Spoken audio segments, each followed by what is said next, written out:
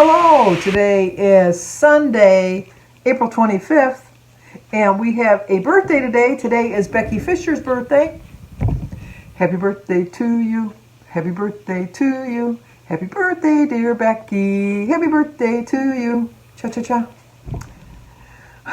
Well, today would have also been my Uncle Leo's birthday, but he's passed away. But I have a story about Uncle Leo. But we still first have a 50th anniversary for Nina and Billy Norris.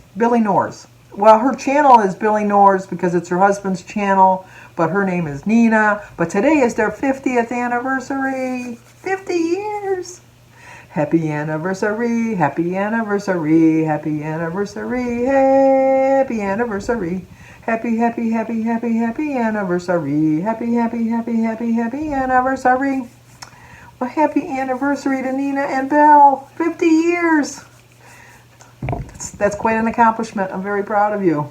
But hopefully you can have a party. I'm having my party. Hopefully you can have some sort of small little gathering at least, because that's quite an accomplishment.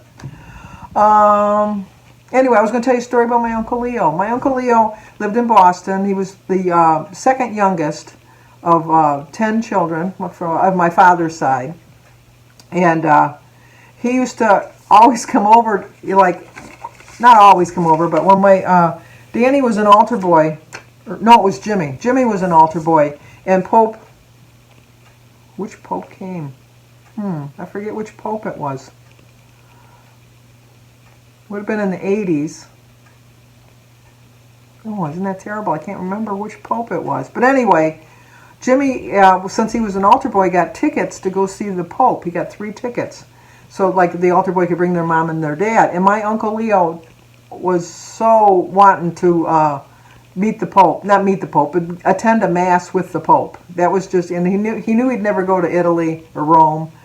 And when I was talking to him and I told him and that, I said, well, you can have my ticket, And he says, you really wouldn't mind? And I go, no, I really wouldn't mind, because I wasn't a driver. I don't drive. He would have drove, I know, but not that Jim would have wanted to go, but Jim knew how to get there and stuff. So my Uncle Leo drove by himself, which I thought at the time, I thought, oh my gosh, from Boston to Michigan all by himself. And I'm thinking, how does anybody do that? I know everybody does that. Just because I don't drive, I was just so amazed by that. So him and Jimmy and Jim went and saw the Pope at Pontiac Silverdome, which is no longer there. It's torn down. But they went and saw it, and it was like he just loved it. And so whenever we had our meals, he always had to have separate plates. He had one major plate, but then he had 2 separate plates. And he had all of his foods on different plates because he never wanted his food to touch. And he would only eat he'd eat all of his mashed potatoes first, and then he'd eat all of his corn first, and then he'd eat all of his meat. He never ate everything together. You would never mix things together. And I just found that so odd, because I always believed as a child that when you ate something, the food went into your stomach. Some of the food went to the potato section of your stomach, and some of the food went to the vegetables. I know, I was a wacko even when I was a child. But it was so nice to have, that. And he was the healthiest eater. He was not overweight or anything like that. He walked everywhere.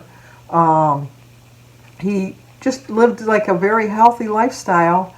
And he was going to church one day. He was walking to church, and he went to his friend's house and knocked on the door, and he opened the door, and he collapsed in the door and had a heart attack and died. It was and he was young. He was in his 50s, I think. He was really, really young, and it was just amazing. And then my Uncle Frank was a marathon runner, and he had a heart attack, and he died.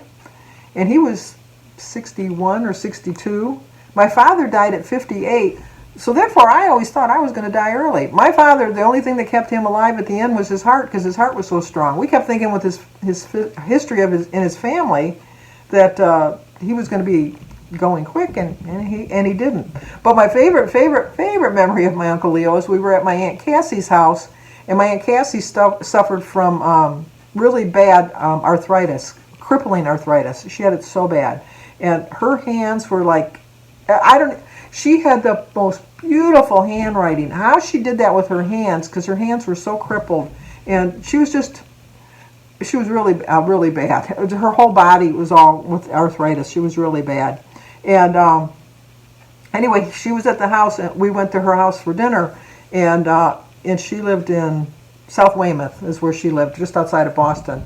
And we were sitting down to eat, and then she'd say, "Oh, Leo, I forgot this." And so then Leo would get up and he'd go get that, and he'd sit back down. And then she'd say, "Oh, Leo, could you go get the milk?" And so Leo would get up and go get the milk. And, "Oh, Leo, can you do it?" So she kept doing all of this stuff. And so finally Leo, he said, "Why don't you just stick a broom up my ass and I can sweep the floor while I'm at it?" We laughed so hard, and then she says, "I'm so sorry." And then she felt so apologetic because she was asking so much, and we all kind of had to tell her, don't even worry about that. It's just, so then we were doing dishes, and it was so hot, and Denise was sweating because the kitchen was so hot. And my Uncle Leo went to do something, and he went, "Oh, you seem so," and he took his finger off his nose to wipe some sweat off of her nose, and he says, "Oh, you're so wet." It was just a fun day the whole way around. It was really good times. It really was good times. I didn't see my family from Boston that often because I didn't really go there that much. As a child, I went there. We would take the train with my dad. I told you that, like if the pillows would cost a nickel to rent, and I'd say, "Oh, Dad, can I get a pillow?" And he'd say, "Roll up your jacket. It's as good as a pillow." It's just, And then my grandpa would take me to the park, and we would feed the pigeons. We'd take the T, which is the train, and just really good memories. Like I said, I don't have that many memories of my grandparents in Boston, but the few that I do have, I do treasure. So, as I said, today's Sunday, and I have a plan for the week, and I realized that the only way I'm going to succeed is if I really have a plan. I am working on a menu for myself this week. I'm going to try to change up my eating a little bit. I'm going to cut back on my berries again, my fruit, like I did last week, and see if that makes a difference. I told you I've set a little personal goal. I know. I hear you. Sandy, you and your goals. I have to do something. I really have to do something because I'm tired of seeing the scale stay the same or go up. I'm tired of it. I want to see it start moving in the right direction again. So I have a plan. I have to remember how much I want this, and so I have to work a little bit harder. I really haven't been giving it 100% effort lately, and I have to get back to giving it 100% effort. And I really do believe that I'm giving it 100% effort now. I really do. So. And I know you've heard this story before. I mean, I have said it before, but I just so thankful that everybody stays with me and still supports me because I really, truly thought I would have hit all my goals by now. And I'm just proof that, just because you want it doesn't mean you get it. So I'm just you're going to try a little bit harder is all I can do. So. If you could remember Prixie Taylor's mother in your prayers, I really would appreciate it. She sent me an email, and I have been praying for your mother, Prixie, but I think we should send it out there for everybody. Hopefully you don't mind that I shared that. But I am a strong believer in prayer, and I do think it'll work. I don't think it'll work. I know it'll work because God answers our prayers. He really does. Maybe not in the same speed that we would like him to, but he has a plan, and we just have to go with his plan. So obviously he has a plan for me. So I've just got to pay a little bit more attention. Maybe I'm not listening hard enough, so we'll see. But anyway, if you're new to my channel, please subscribe, leave a comment, hit that like button, share if you think somebody might like to see it. As always, stay safe, and I will talk to you guys tomorrow.